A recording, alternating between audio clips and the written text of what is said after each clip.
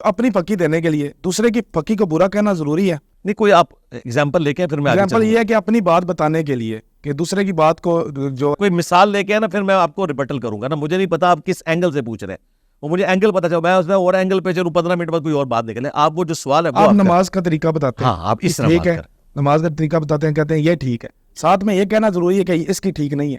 اس لیے کہ صحیح بخاری میں حدیث ہے، حذیفہ ابن یمان رضی اللہ تعالیٰ عنہ نے ایک شخص کو دیکھا، وہ نماز کے رکوع اور سجدے صحیح نہیں کر رہا تھا.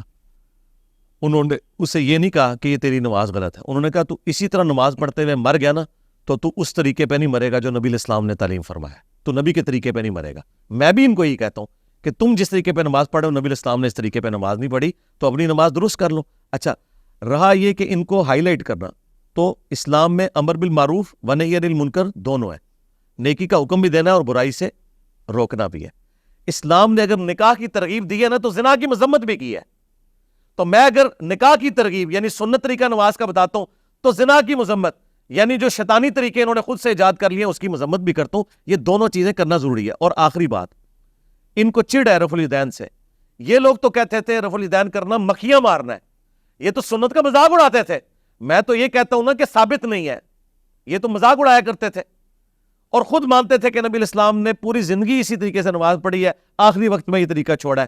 جو کام حضور نے پوری زندگی کیا اس کو یہ مکھیاں مارنا کہتے تھے. پھر اس سے بڑھ کر شیخ عبد القادر جیلانی جن کے نام کی 11ویں کھاتے تھے، انہوں نے نماز کا طریقہ رفع الیدین کے ساتھ لکھا ہے. ان کو بزرگ مانتے تھے، ان کے نام پہ حلوے کھاتے تھے، ان کے طریقے کے مطابق کبھی انہوں نے نماز نہیں پڑھی ہے.